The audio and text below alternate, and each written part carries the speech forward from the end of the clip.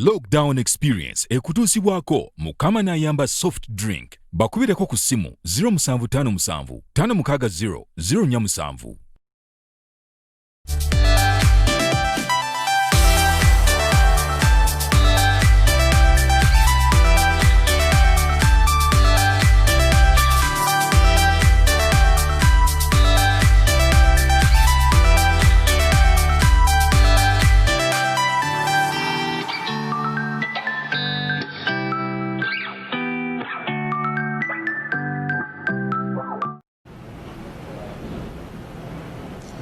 Mbalamusiza nnyo abalabi baffe abeekuumira ku Salt TV, anembebaza okutwekuumirako, anembebaza okutwagalanga ekiseera kyonna.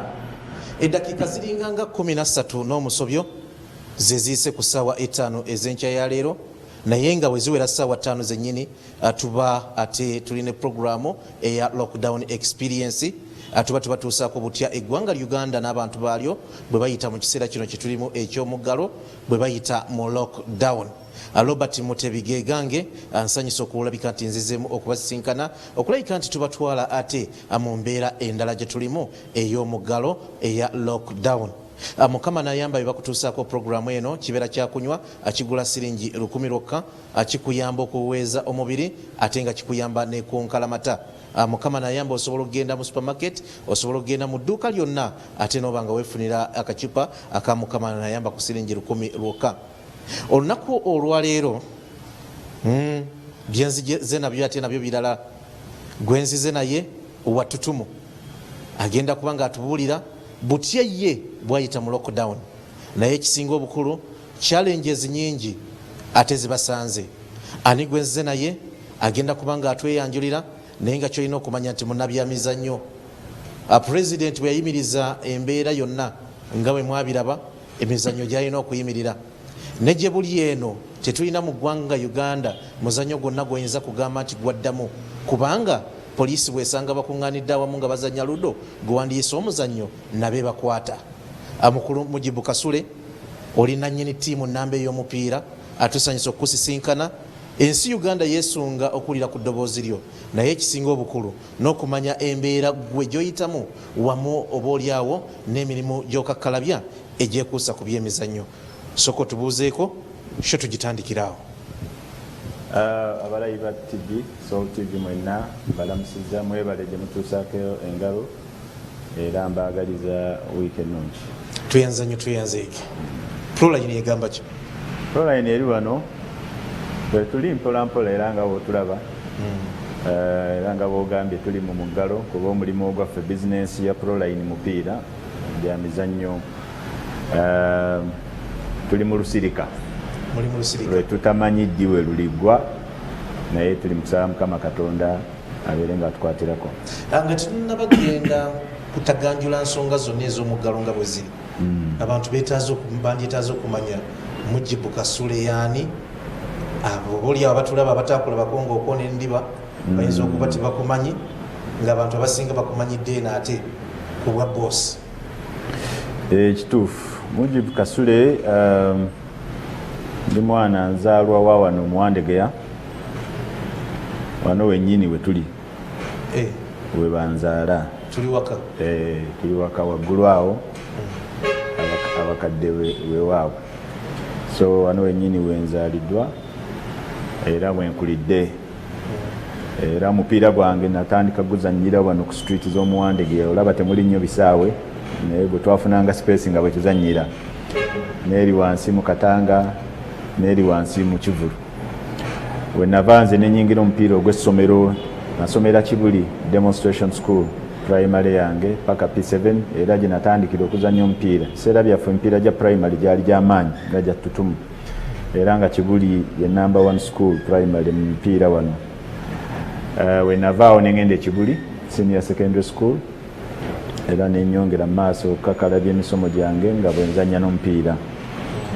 Era we nagenda e Kibuli kuba ssomero lye number 1 school mu by'omupiira, buli omu akimanyi, training yange mu mupiira ne yeeyongerera eyo.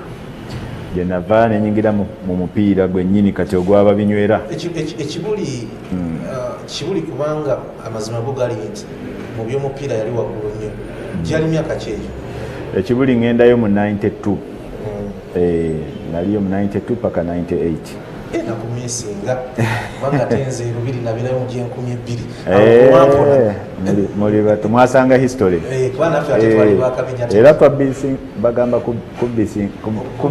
kubinkana nnyo ne Lubiri Kibuli ne Lubiri rivalry yali y'amaanyi nnyo era nga abazanyi abalungi Lubiri tubajjayo ne tubaleeta eno naffe twabatwalako bambabazisa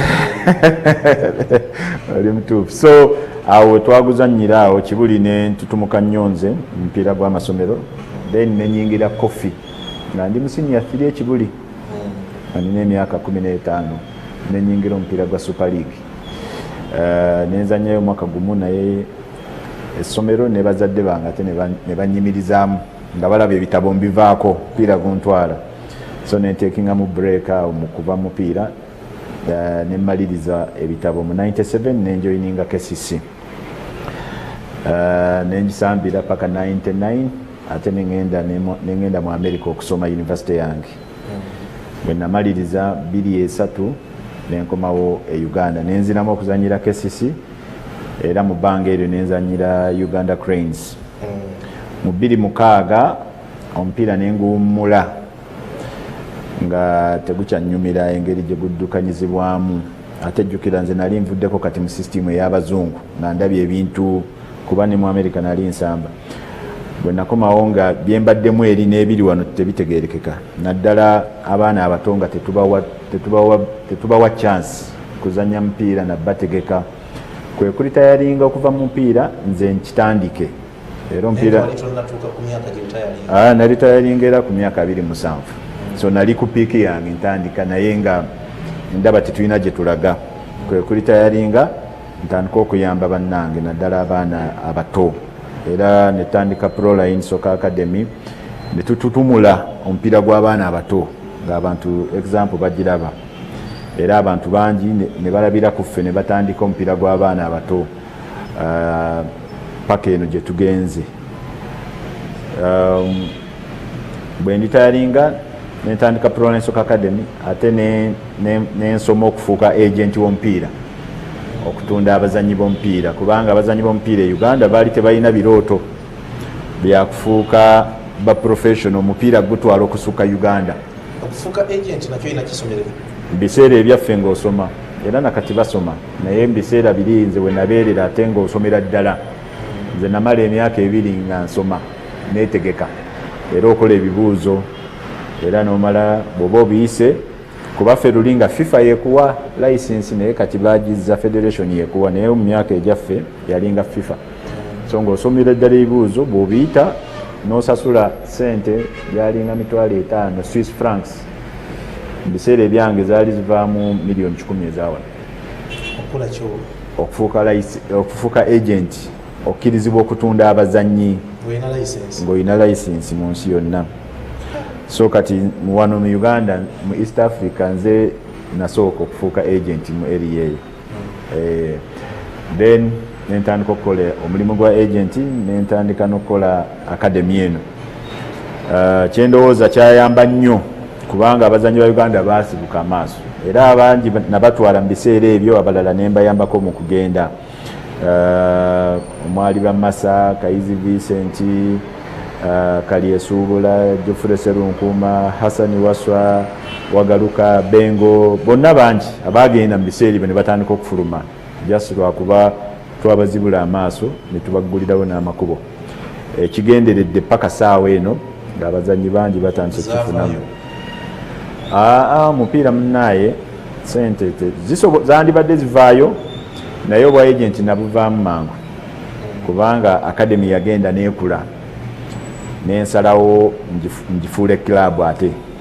kuba abaana bano benalindeese through nga ndaba batuuse ng'ate saagala banveeko ate bagende mu makirabu amalala nengula club gye bayita Nalubaale kaakati mu mateeka g'omupiira bw'oba olina club tosobola kubeera agent wabeerawo conflict of interest so ekyagent kati awo nenkita nenconcentratinga ku mirimu gya Proline kiseera kyekimu awo ate nenyingira mu administration y'omupiira mu Uganda jjukira ku mulembe gwa Dr. Lawrence Mulindwa nenfuuka vice president we era nga nze nkulira league nenkola omulimu ogwo ne ku mulembe gwa Moses Magogo era nensigala nenfuuka vice president we era nga nze nkulira league ate kati nga nze nkulira ne national teams technical chairman technical committee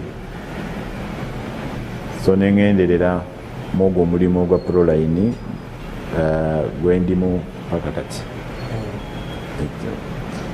tuyazanye lockdown experience ye program gye tulimu tuline Mujibu Kasule owa proline wetwagendera mu lockdown proline nga tebitambula bulungi naye experience ogirina okuva ebweru nawano mu Uganda olowooza obuzibu bwava kuki era ndowooza olaba lockdown yali yakatandika ebiseera bitono nnyo liigi nekomekerezebwa era proline ne batusalako ffe tetukkiriza nti tebatusalako lwa mupiira gwaffe batusalako lwa byabufuzi bwa mupiira kuba mujjukira liigi we yali egenda mu maaso batuggyako obubonero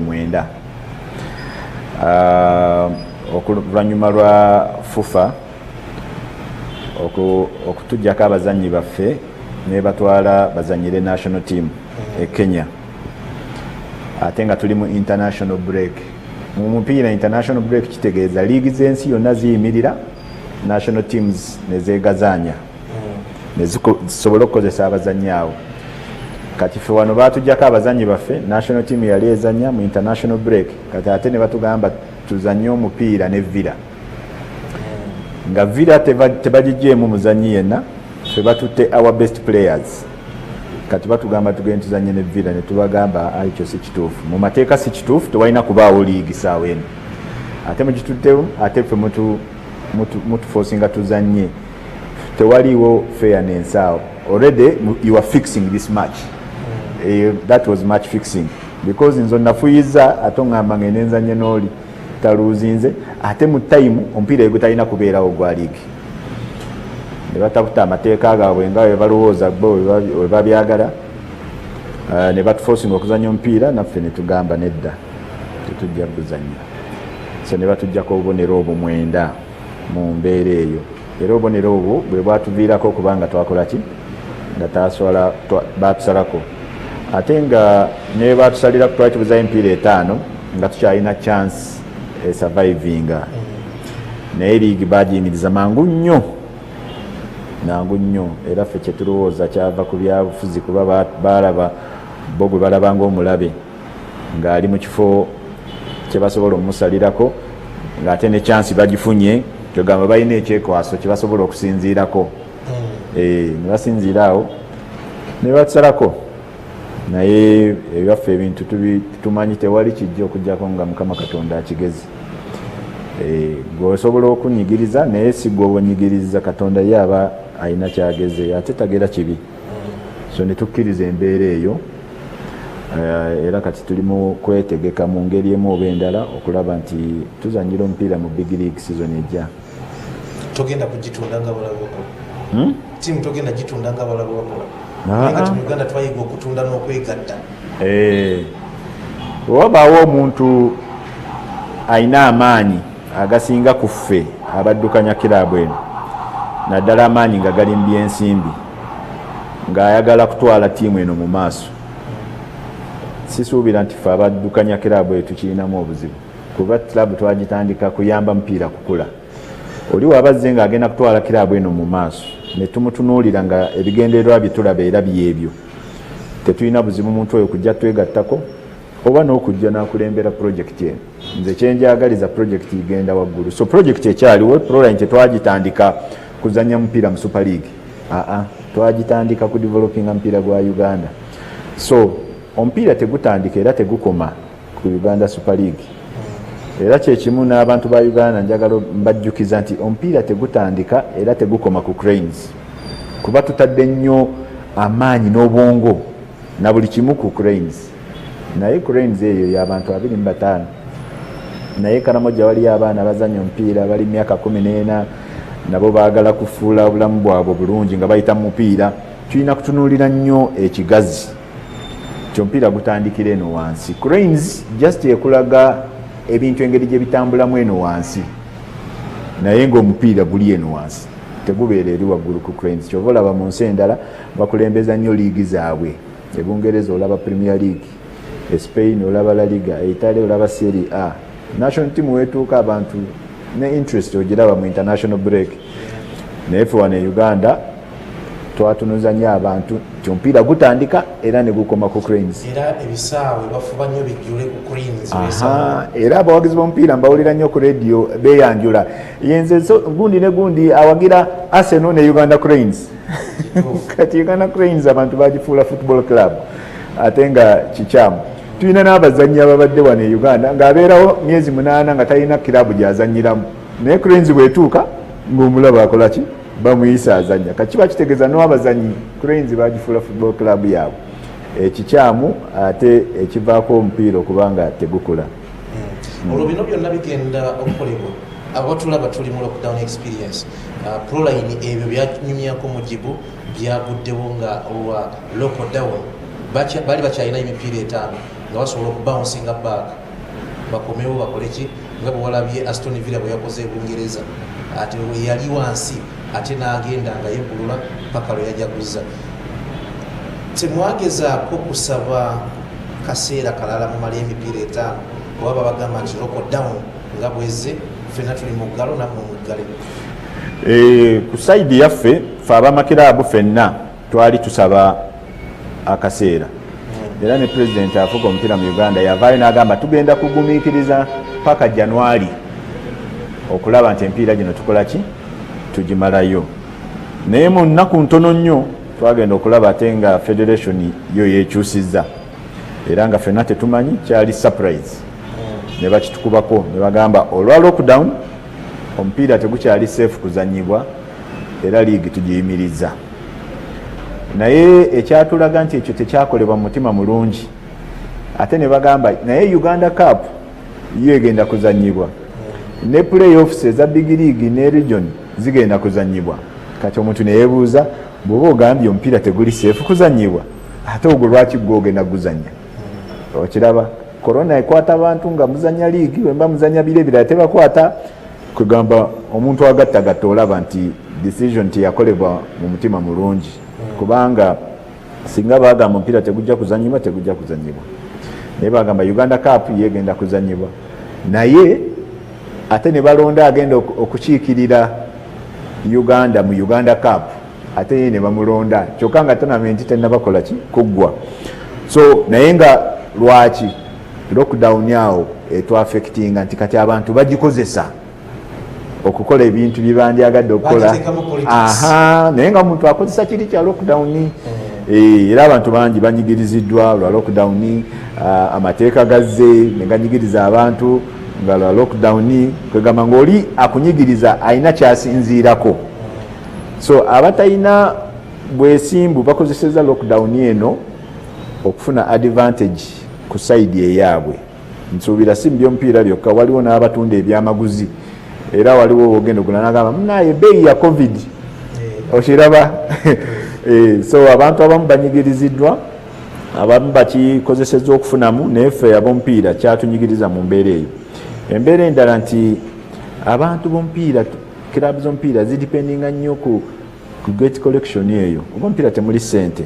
Kirabu nga Villa ina abawagizi bw'eteekayo omupiira nejja ne bafunayo miliyoni 812. Kati lockdown eno ebyo byonna yabiyimiriza. Basponsa balekeraawo nabo tuwe ssente ne bagamba oba liigi eyimiridde ssente ze tubale tulina obbawa tetugenda zibawa. So okuva lockdown we yajja ttiimu z'omupiira teziyingiza wadde 10 naye ate zifulumya kubanga tulina abasambi b'omupiira bano be tulina okulabirira kuba nabo balina families ate nabo balina okubaawo. Kati toyingiza ate ofulumya. Kati kirabu ezaffe nga kinoomu emirimu gyaffe gye tukola ebbali gye tufunamu ssente ne tuteeka mu kirabu. Era mbadde ngenda kubuuza nti abaana akawunga katuuka bakikola batya? Myezi tugenda mu 5. Kati olw'okuba emirimu gyaffe gyayimirira jjukira n'egyo emirimu gyaffe gyali affected. So kirabu teyingiza ate naawe abadde ateekamu emirimu gyo gikoze eki? Gyesibye giyimiridde tolina kyofuna naye ate olina okufulumya. Kyova olaba abamakiraabu tubadde tuli mu kulaajana ne tuwandiikira FUFA bbaluwa ne tubagamba mututaase kuba tumanyi bo balina ssente ze barisiivinga. FUFA efuna biliyoni 10 buli mwaka okuva mu gavumenti nga za kuyamba cranes. Ne tugamba essaawa zino cranes teyina activities ate babawadde ssente zaki temusobola kukwata ku ezo ssente ne muyamba amakiraabu ga liigi gayamba abazanyi kuba omupiira webunaba gukomyewo abazanyi bano betugenda okuyita kati toyagala tayimu etuuke ng'omuzannyi obadde tomanyi nakyaliko abadde talya abantu be bali bubi kati gw'omugamba jangu omupiira guzzeemu tekiba kya buvunaanyizibwa. So nga tubagamba mutuwe ku ssente ezo ate bona tulaba nti ne FIFA yabadduukirira amangu ago. FIFA yaweerezaayo $50,000 kuba members baayo ba federations kati nga tusuubira federation naye egenda kukozesa omutima gwe gumu ogwo ejja $1 fe nga tusuubira nti federation ejja kukozesa omutima gwe gumu ogwo naye esala amagezi engeri gyesobola okuyambamu ba members baayo. Naye bwe twawandiika ebbaluwa eyo actually waayitawo ennaku 2 ne bakansolinga league ndowooza kyabanyiiza bunyiiza kati kirabu ne tusigala nga tuli mu mbeera eyo. Olina okwenoonya abazanyi buli dakika bakuba essimu tebalina kyakulya abantu baabwe balwadde ebizibu ngerawo bimanyi so ng'oli mu kwenoonya paka kati yembeera mwe tukola ki mwe tutambulira. Ojjukira kirabu zaddukako newa minisita eyo nga zisaba engeri gyesobola okuyambibwamu yembeera eyo mwe tukola ki mwe tutambulira era mwe tuli paka kati. Kubanga ffe tetunnaba kumanya ddi bwe tulikomawo. Mu njogera ya pulezidenti era ffe ab'omupiira ab'emizannyo kye tusinza okuyiga muno nti gavumenti wano ebyemizannyo tennaba kubirowoozaako, temanyi nti birina omugaso, temanyi nti esobola okuba industry evaamu ne ssente. Okiraba era mu kiseera kino bo kuba nawulidde beegase ne federation ate ne bongera tuteekako akazi tebatugamba tutandika okusasula emisolo. Okiraba mu kiseera kino mwe tusinga okubonaabonera tuli mu kulaajana bo batugamba ate kakati nga mukyali mu kulaajana ate kati tubataddeko emisolo. Kati nze addukanya kirabu kinoomu n'abantu bange benzirukanya nabo ffe twekwatakwata ne tuteeka ssente mu kirabu. Kati ate batugamba we munaaba temusobodde kusasula misolo gino ate mugenda kuba mumanya amateeka. Kati balinga batugamba mwerowoozeemu mulabe oba kikyakola amakulu mu okusigala nga muteeka ssente mu mpiira. Era kyembadde njagala okubuuza nti oli willing oba oli ready okusasula NSSF n'emisoso emirala gavumenti gyeyagala okuleeta? Ekintu ekyo nze nga nze nkyagala idea nnungi era wekiba kisoboka okukolebwa kiba kijja kuyamba naddala omusambi ono okubanga asobola okweterekera ssente oba okumuterekera ssente zanaasanga mu maaso. Naye reality eri ku ground nti nze nga nze sikisobola. Saagala nzija wano neerimbe abantu balowooze nti nina nedda. Nze n'abantu bange twekwata bwekwasi okuyimirizaawo ttiimu eno, okuyimirizaawo abasambi abo. Era tubeera mu bugubi. Tumala emyezi 2-3 nga ssente ez'omusaala tonnazifuna. Kaakati gavumenti egyo emisoso yo gyeteekayo bw'omala omwezi nga totaddeeyo oba omenye oba okoze omusango.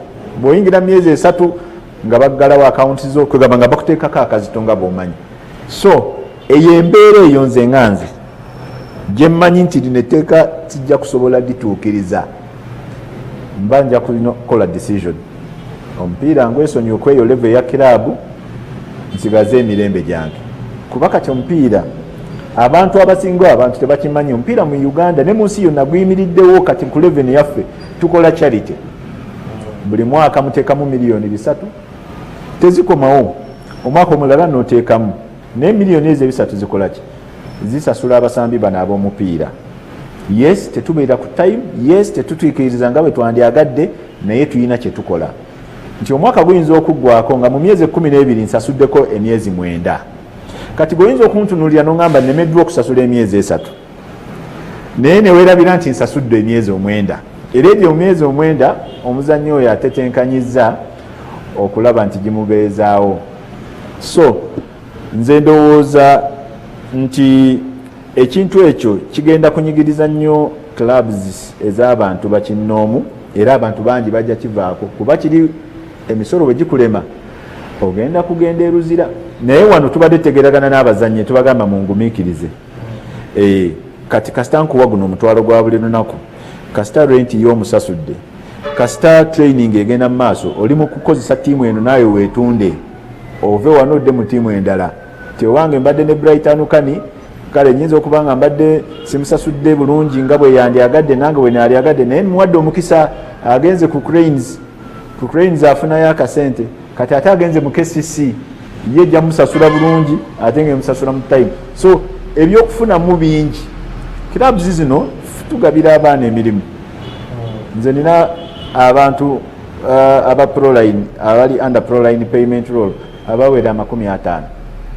kati club wengisuula waawo abo nabo bebagenda okusinga okolaki okubonaabona nze sigenda kubonaabona kubanga actually sente zembadde spendinga nja kuziteeka mu bintu ebirala obutono obwo bwennina kirabu y'omupiira kati ng'eyaffe ekyokulabirako item emu buli lunaku emitwalo 4 mulina okugaspendinga ku transport w'abazannyi okujja okutraininga ekyo kya buli lunaku kati bantu bameka abali wiiringi okuwaayo sente ezo nga tezikomawo naye buli naku oziwaayo so yes ekitone nnyo ekyo kyembabalira totaddeeko misaala totaddeeko nyumba z'abapangisa totaddeeko okubagulira bye bakozesa totaddeeko kubajjanjaba totaddeeko kubatransportinga kugenda kuzannya mipiira totaddeeko recruitment n'ebirala ebigenderako just buli lunaku transport allowance kuba abaana bebajja ku training olina obawa transport kati ekyo kyokka kya mitwalo 4 ekitone nnyo buli lunaku naye si nti oteekamu ogenda kufuna wali bannaffe abayimbi batusinga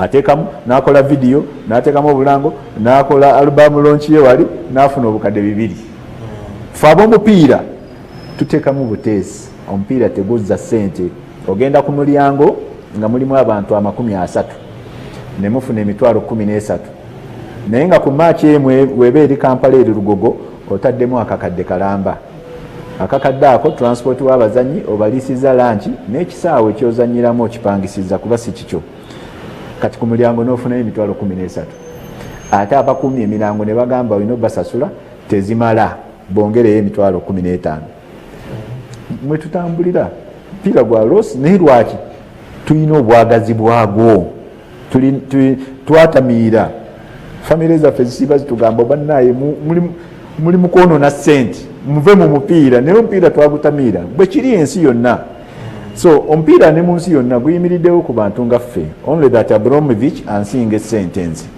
naye yateeka mu Chelsea okiraba ne Man City teyali bwetyo paka bwe yafuna omugagga naye bo ensi ziri gavumenti yegatta ne industry n'ey'omupiira ne bagikulaakulanya netuuka ku level mweyingize sente singa ne wano mu Uganda tukola bwe tutyo gavumenti ejjesooke eteeka ebiwata mu nte eno okiraba oluvannyuma ente eno ejja giwa amata naye kati ku ssaawa eno ekyo ekintu tetukisobola naye kirungi era waliwo kiraabu wano wetwogerere ezikisobola ne FUFA yo nga yo ekisobola kuba FUFA institution erina budget ya biliyoni 34 wano wokka mu covid FUFA ebadde eyingiza ssente muziwulidde wano wokka mu covid FUFA eyingiza biliyoni eziwera 9 kati yo FUFA esobola okusasulira abakozi baayo nga zakyatenga omupiira mugale anti kati FIFA week ewedde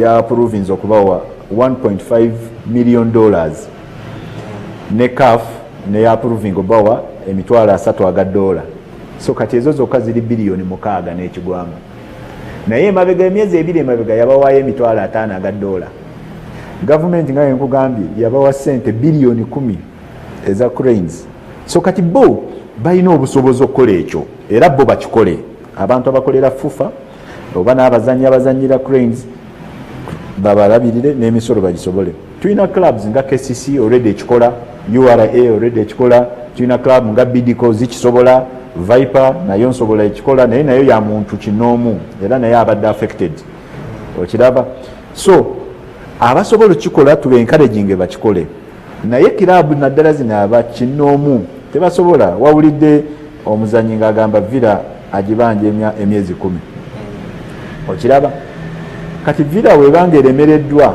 okusasula omuzannyi ate nemuterekera etya Proline weba eremereddwa okusasula omuzannyi ku time ate erisobola otyo muterekera so tulina okusooka ebintu ebisooka ne tugamba liigi eno tusobola ogiteeka ku levo amakirabu egasobola okufuna ssente ne basasula n'emisolo gino kisoboka bulungi nnyo bwe tuba tukwatidde wamu naye kati nga bwe twogerera tekisoboka era eba na insistinga okiteekawo abantu abateeka ssente mu mpiira bo bagenda guvaamu abamu bajja kusanyuka kuba ne fufa ekyo ekisanyukira eyagala ffe abateeka yeerowooza omupiira tegulina kubaamu bakinoomu simanyi lwaki endowooza byowe bati we balowooza ng'ate mu nsi yonna omupiira gulipendinga ku bantu bakinoomu so nze ndowooza gavumenti ejja eno etunuulire industry eno etutunuulire etwebuuzeeko emanye challenges zaffe before nga tenateekako kazito ate akajja okwongera omupiira mu kinnya wansi tuyanzege tuli mu lockdown experience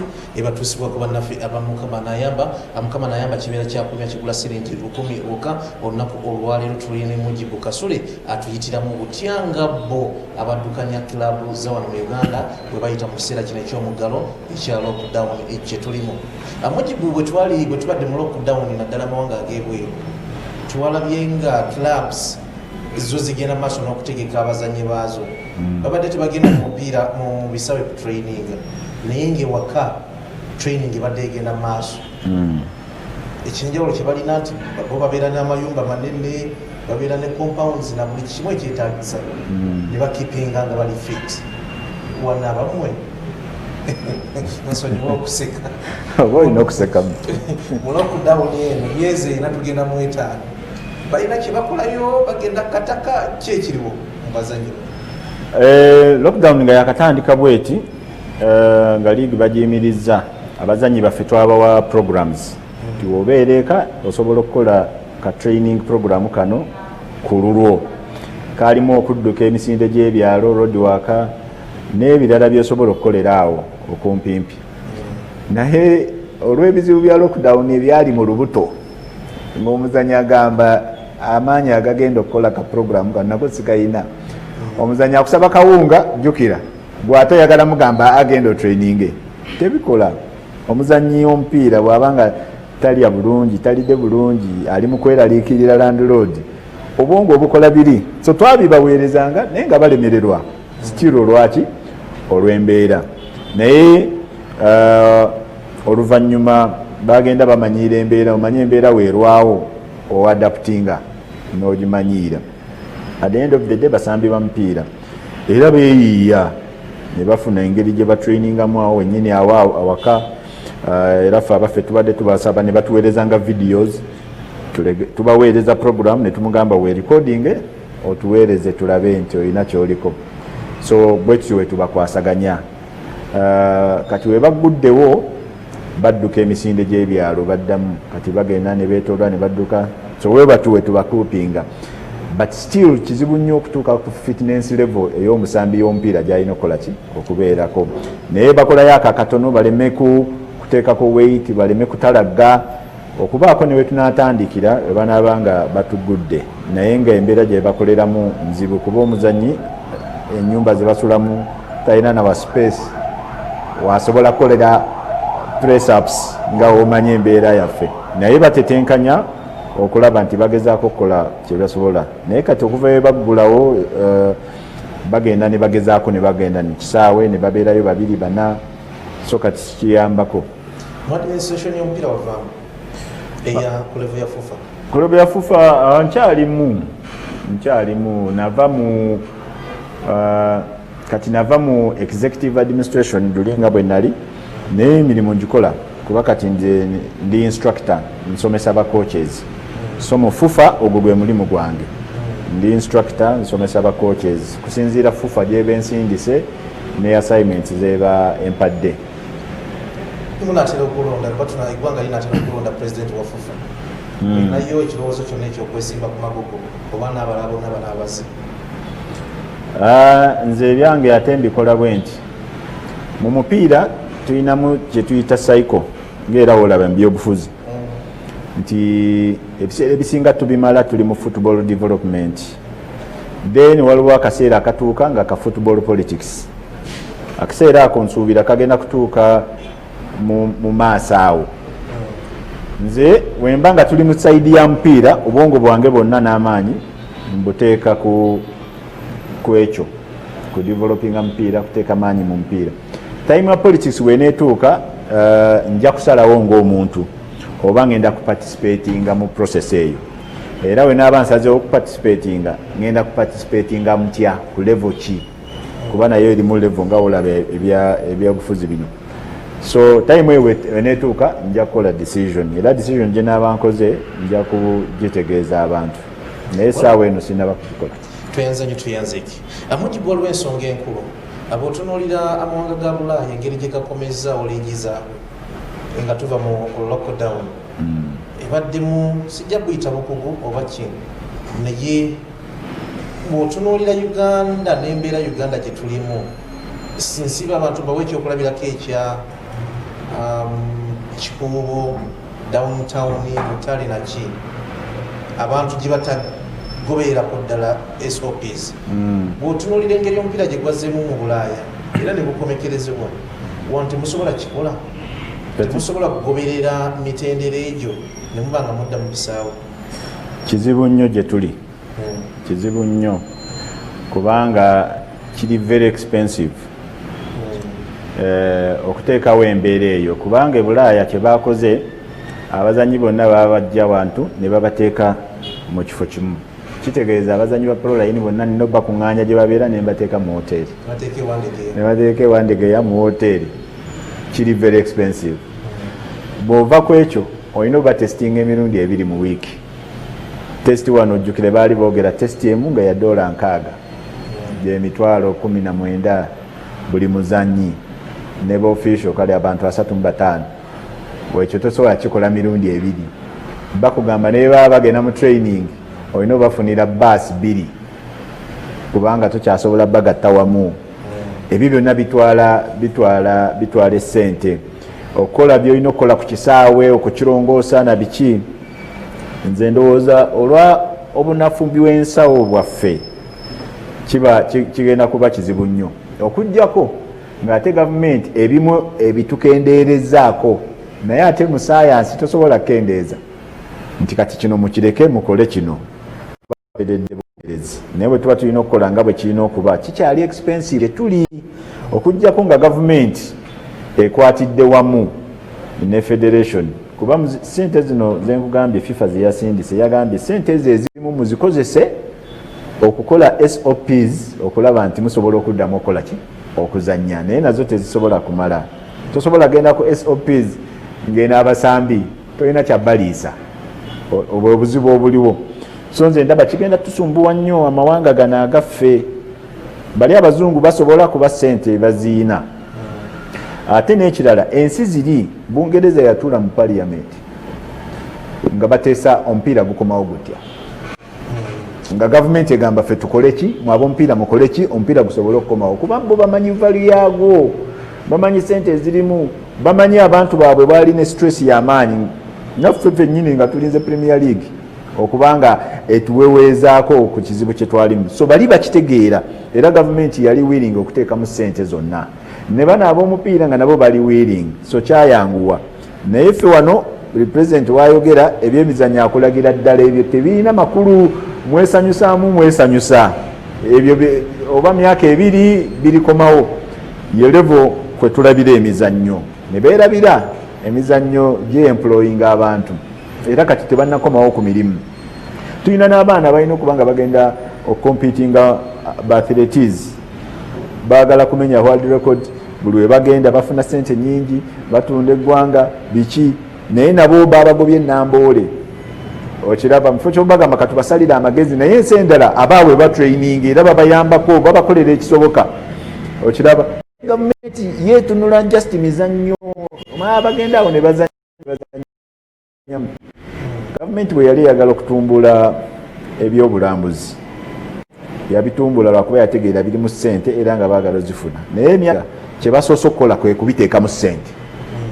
Era ne wano we basaze budget z'abalala ab'ebyobulambuzi bo tebaabadde affected nga bali abalala, because gavumenti eyagala ebitumbule esobole obijjamu ki ssente. Kyekimu kyolina okukola ne mu industry ya sports, kuba erimu ssente nnyingi, ssente mpitirivu.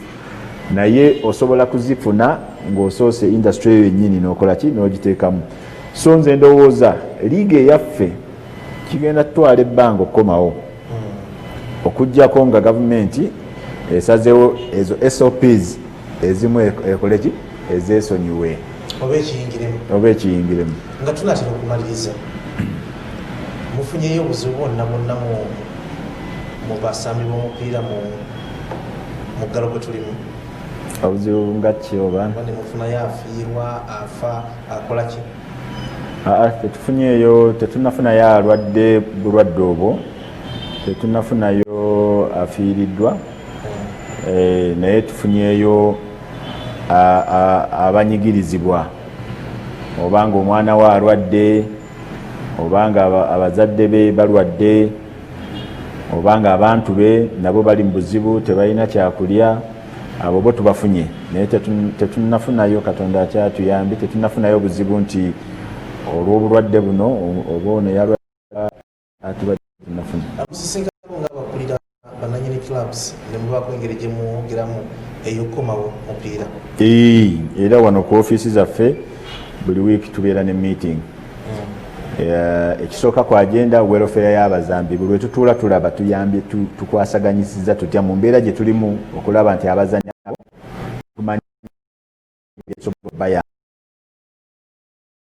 bayambamu n'ekitono ekiba kiri available tukola ekyo. Then ekyokubiri, abazannyi tusobola bayamba tutya, era muwulidde mu byamawulire yagenze mu KCC mujuzi agenda mu URA, tubadde tugezaako abazannyi baffe bakwasaganya betusuubira beeyongereyo ku level eya waggulu, tuleme kudda nabo mu big league. Tubadde tukola ku nsonga zaabwe okulaba nga beeyongerayo. Bano abagenda okusigala naffe tusobola bakuuma batya nga bali fit. So tubadde tu interactinga abazannyi, tubayita wano 2 3 ne tunyumyamu ne twogera. Bacoaches babeera wano mu meeting okupulaninga kubajjukira ffe tulina n'academy, tulina abaana abato paka ku myaka 4, twogerezaganya n'abazadde. Bacoaches abamu tubasindika ne bagenda ne batraininga abazadde abalina ka space ewaka, abaana ne tugendayo, abalala batraininga bana. So tuli mu kukola emabega eno okulaba nti bwe tukomerawo at least tuba tuyina we tuli, tetuli ku zero. Nga tumaliriza akasembayo nkulu Mujibu Kasolo, oli agent? Nali. Wali? Olina mukale wabisomerera obulina. Mu East Africa nyinza ogamba nti ensi zonna ezikola East Africa tezisinga bw'ogenda mu rankings. Kyeki kyalemesezza abasambi okuva mu Uganda okupenetratinga mu league ziri ennene n'okusinga ddala Premier? Ekitulemesezza ekituufu nti Uganda talent tugiina, era mu region wano ffe tusinga, naye talent eno tugikuuma bubi, era tetugitegeka bulungi, era tetugisomesa bulungi. Okutumbula ekitone ky'omuzannyi olina okukola ebintu 3. Ekimu tukiyita development kwe kumusomesa. Nga woosomesa omwana wo n'omutwala mu nasale, n'ajja mu primary, n'agenda mu O-level, n'agenda A-level, n'agenda Makerere. N'omupiira omwana bw'otyo bw'olina omutegeka. Ekyokubiri, waliwo kye tuyita nurturing ate kwe kumutegeka. Omwana oyinza omuteeka mutwala mu ssomero naye ate olina omutegeka, n'omutegeka okumanya ensi bw'etambula ne bw'eribeera naye bw'aliba, n'omuyigiriza empisa, n'omuyigiriza values, n'omuyigiriza okukolagana n'abantu abalala, n'omuyigiriza obugumiikiriza, n'omuyigiriza okumanya ensi bw'etambula. Then ekyokusatu kye tuyita exposing kitegeeza omwana ono muteeke mu competition ezirina level ennungi asobole okwongera ku mutindo ataagukuume. Kati wano e Uganda biri ebibiri byenkugambye, development okusomesa ne nurturing okuteekateeka tetubikola, tetubiteekako ssira. Kati ate ebyo ebibiri bye biyamba omuzannyi w'omupiira okuzannya omupiira ku level eri gye twagala eya Premier League. Omwana alina okuba nga yasomesebwa bulungi ng'omupiira yaguyiga, okiraba. Naye kati ffe wano omwana agenda n'abuuka nassale n'abanepale n'agenda ku Olevo. Kyekiri kye nkugambye, nassale yeeriwa omwana ng'ali under 10 ani abadde amusomesa omupiira abadde agusomera wa? Ebiseera ebisinga olaba ffe tubeera mu kafa ak'ekyayi ako ke tuyita ak'ekyayi ne tukuba ddayale ne tweronda ne biki. Okiraba omwana bw'avaawo n'agenda masaza, bw'ava masaza n'agenda mu Uganda Premier League n'amalayo emyezi 2 n'ayingira Cranes. Maye yali Kibogwe. Ekyokubiri, tetuteekateeka bazanyi nga bwe nkugambye. Omuzanyi w'omupiira aba tamanyi lwaki asamba omupiira. Bw'aba wa Proline yalowooza azanyira nsi. Genda mu nsi ng'agamba eyo bali enkima kigenda kubeerayo. Wagenda eri nti obudde bunnyogoga nnyo, obudde bunnemesezza. Bw'aba agenze aba ayagala kukomawoka, asooka agenda acakalemu then addeyo ku kiraabu. Mubiwulidde kiraabu nga ziyomba zimugamba ajje for Cranes, bamugamba addeyo ku Sunday, addayo lwakuna wiiki ejja. Okiraba. So kati kitegeezo y'omuzanyi si muteeketeeke. Okuzanya omupiira ku leveri ebyo byonna mu ebiri. So ebyo tubadde tetubiteekako ssira. Ekyokubiri, because wali mu development wenkugambye abaana tetubayigiriza mupiira bulungi, atuuka eri nga tamanyi kukozesa mupiira. Okiraba. Lwaki ffe tubategeka kugenda mu competition. Liga egenda kutandika ne mutandika ne mugenda. Amasaza gagenda kutandika ne bakuŋŋaanya abazanyi ono bamuguze era mubiwulira bateeka nnyo amaanyi mupiira gwa masaza. Naye bateeka nnyo amaanyi kati balanga Gombe eguze ono, gundi eguze ono. Eyo development tournament terina kubaamu ono aguze ono naye awo weteeka amaanyi. Okiraba. Ng'essaza libeera lyayo nga ligibeera naye omwaka mulamba, abaana babayigiriza omupiira bagusamba bati bagusebe bati bacontrolling bati. Naye Uganda to preparing for competition, but we don't develop them, we don't nurture them. Kyova olaba omuzanyi atuuka ku national team, omuzanyi watukira ku national team ne boogera erinnya lye nti ye Mujibu Kasule, abantu abafollowing omupiira mu nsi eyo balina okuba nga basobola omutresinga. Oyo mwana myaka 10 yali mu akademi ya wano bweti, n'azannyira mu ssomero bwe liti, bwe yavaawo n'azannya first division, n'azannya under 17, yazannya ne under 19, n'ayingira Proline n'agenda national team. Ekyo kye bayita development. So bwe tunaaba tetukola bintu ebyo tetusobola kuproducinga quality etuuka eri waggulu. Okujjako era nga tuyise kati olaba nga Mia Farouk yayitamu eyo process, yazannyako akayikyayi ke n'agenda n'azannyako ku ssomero kati, then n'agenda mu Saza, n'agenda mu Viper, n'agenda e Bulaaya. Ebyo byonna byaliwo mu myaka egi byahapeninga mangu n'agenda e Bulaaya. Kati watuuka e Bulaaya balaba nti omwana ono alina talenti naye teyasomesebwa mupiira era teyategekebwa, era ttiimu gye yagenda mu Standard League n'afeiringa n'emuzza mu akademi yaayo, ne bamala ne mu akademi ne bimwokya, n'agenda ku looni mu ttiimu eya wansi Belgium n'egaana, n'agenda e Croatia. Okiraba, e Croatia naye ne bimwokya. Naye nga ekirungi kye ey'omwana abadde ayiga kati nabbulukukira ettaki, era omulaba omutindo gwe kati tandise okukola ki, talenti kati eri gye baalaba luli etandise okukola ki, okuvaayo. Naye ffe wano twali tumanyi Mia ng'era bwe yagenderanga ye number 1 player e Uganda. Okiraba. So awo obuzibu bwe buli. Ffe abali mu mupiira tulina okuddayo ne tutandika okukola biri ebintu nga ne tubategeka bulungi. Ensobi si y'abazanyi, ensobi yaffe, because omuzanyi ye abeera ne talenti ye bino ebirala ffe tulina obikola ki, obimuyambako n'omutegeka. Era nsuubira obwo y'ensobi awe enkulu weekola ki, weeva. Tweyanzenge omukulu Mujibu Kasule gwe tubadde naye olunaku olwaliro mu lockdown experience batuusibwako bannaffe aba Mukama n'ayamba. Kaddeko kalabika katuweddeko okuggyako ng'alinayo ekigambo nga kimu ddakiika emu kyayinza okusiibuza abatulaba. Tugenda kubanga tetwegatta ku Shira Dia kubanga ne connected etandise okuconnectinga essaawa zino. Mujibu, akagamba akasiibula abatulaba. Just njozaayoza bannayuganda okuba nti abakyekuumye mu kirwadde kino bakyekuumye, era mbakubiriza okwongera ogezaako okuba nga beekuuma, kuba obulwadde bwo weebuli naye tusobola okubwetangira nga tukoze ebyo bye ba advisinga. Ne mbaagaliza obulamu obulungi mu maaso okutuusa ate bwe tulisinkana era ku eno TV ne tubaako bye twongera okunyumya nabo. Tuyanze nnyo tuyanzeege mubadde balabi balungi okuviira ddala gye twatandikidde. Shira kyemmanyi weetegese abantu ogenda kubanga obasanyusaamu ne puroguramu Connected. Robert Mutebi nanyini field ebadde puroguramu Lockdown Experience kutya abantu bayita mu muggalo natambudde ne Dennis Kasirye wamu ne Peter Munyazi bwe tutyo tubagaliza olunaku olulungi tujja kuddingana olunaku olw'enkya kadde keekamu musibe bulungi mweraba.